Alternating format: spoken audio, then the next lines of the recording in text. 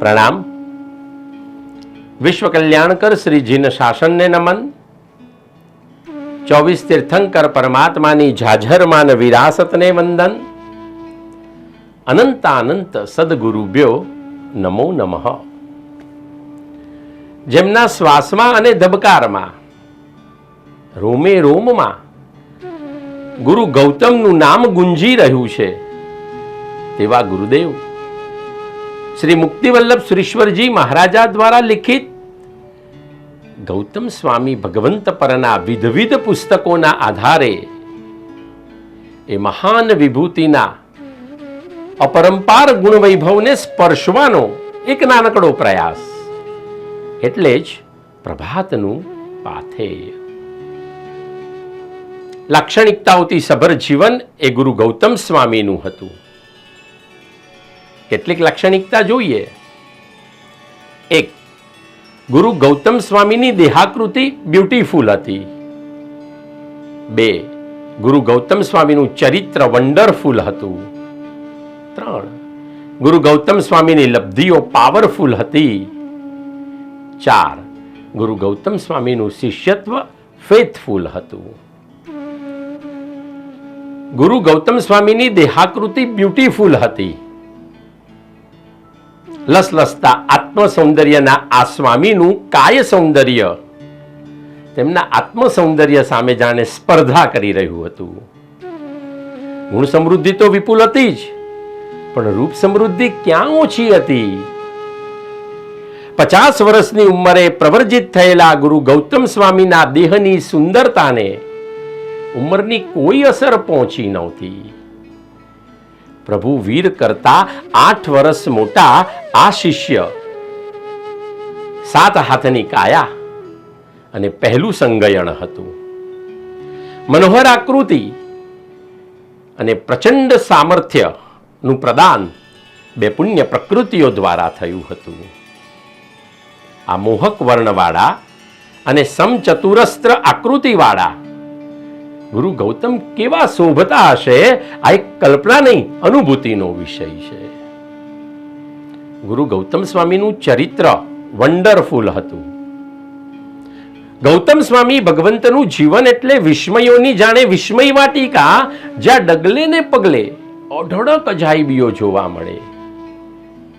એમનું અસ્તિત્વ અજાયબ તો વ્યક્તિત્વ અજાયબ, એમનો વિનય ગુણ અજાયબ તો સમર્પણ ભાવ અજાયબ, એમનું નામ અજાયબ તો એમનું રૂપ અજાયબ, એમનું જ્ઞાન અજાયબ તો એમનું સૌભાગ્ય અજાયબ, એમનું તપ અજાયબ તો એમની લબ્ધિ અજાયબ, એમની નમ્રતા અજાયબ તો નિસ્પૃહતા અજાયબ, પ્રભુ પરનો વિશ્વાસ અજાયબ તો પ્રભુ પરનો અહોભાવ અજાયબ. અરે એમનું વિસ્મય અજાયબ હતું તો પ્રશ્નો પણ અજાયબ હતા.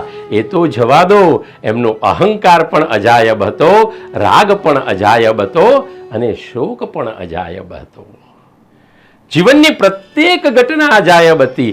એમ લાગે આ મહાવિભૂતિના જીવનમાં સામાન્ય કશું જ નહોતું. જે હતું એ બધું જ અસામાન્ય અને અસાધારણ હતું.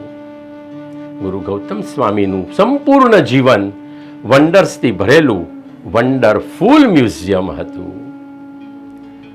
ગુરુ ગૌતમ સ્વામીની લબ્ધિઓ પાવરફુલ હતી. અને કેમ ના હોય? નિસ્પૃહતા અને નિરીહિતાનું આ લબ્ધિઓને વરદાન હતું. અનંત લબ્ધિના સ્વામી હતા. એ લબ્ધિઓ ઉપકારક હતી. આ લબ્ધિઓ પોઝિટિવ હતી.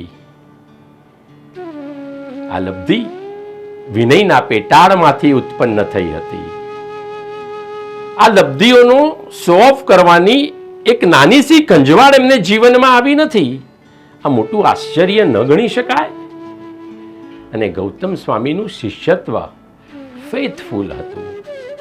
શિષ્યત્વનું શિખર એટલે ગૌતમ સ્વામી. શિષ્યના યોગક્ષેમનું ગંભીર ઉત્તરદાયિત્વ ગુરુનું તો સામે છેડે શિષ્ય પાસેથી અપેક્ષા સંપૂર્ણ વફાદારી અને સમર્પણ. અને આ બાબતનો અવ્વલ આદર્શ ગુરુ ગૌતમ સ્વામીએ પૂરો પાડ્યો હતો. પ્રભુએ જે જે આજ્ઞાઓ કરી તે આજ્ઞાના પાલનમાં અને અમલમાં ધન્યતા અને કૃતાર્થતાનો અનુભવ કર્યો. પ્રત્યેક આજ્ઞાને અહોભાવથી અવધારી હતી.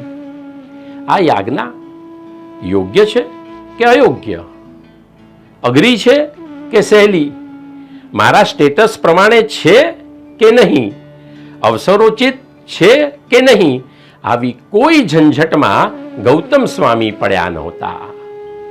હું એનાલિસિસ કરનારો કોણ? પ્રભુએ આજ્ઞા કરી, મારું કામ એ આજ્ઞાનું અનુપાલન કરવાનું.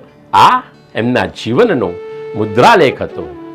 અને એટલે જ તો હાલિકને પ્રતિબોધ કરવાનો આદેશ કર્યો ત્યારે, આનંદ શ્રાવકને મિચ્છામી દુક્કડમ આપી આવવાનો આદેશ કર્યો ત્યારે, કે પેલા દેવ શર્માને પ્રતિબોધ કરવા માટે મોકલ્યા ત્યારે એક પણ પ્રશ્ન કે વિકલ્પ ગુરુ ગૌતમના મનની અંદર ઊભા જ થયા નહોતા. આવું સ્વનું ગુરુ તત્વમાં વિલોપન ગૌતમ જ કરી શકે. આ સમર્પણની કક્ષાનો એક નાનકડો અંશ પણ જો તમને ને મને મળી જાય તો આપણું જીવન ધન્યતાનો અનુભવ કર્યા વગર રહે નહીં. આવો એ સમર્પણની માગણી ગુરુ ગૌતમ પાસે મૂકીને આપણે કહીએ, તે ગૌતમ સ્વામી સદા મન વાંછીતો આપો મને.